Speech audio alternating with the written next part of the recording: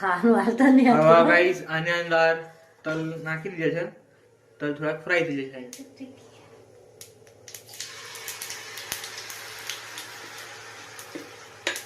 જો ગાઈસ આ રીતે મમ્મી બેટર વેડી દીધું એકદમ માપનું સાધારણ થોડુંક બરોબર. હવે એના ઉપર ફરીથી તલ નાખવાના. પછી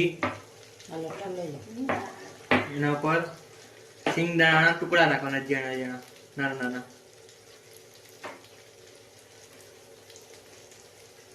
જો ગાઈસ આ રીતે હાંડવો મૂકી દીધો છે. એના પર સિંગદાણા તલ મૂક્યા. હવે ફ્રાય થઈ જશે. હવે એના પર ઢક્કન મૂકી દેવાનું આ રીતે. જો ગાઈસ મમ્મી મસ્ત હાંડવો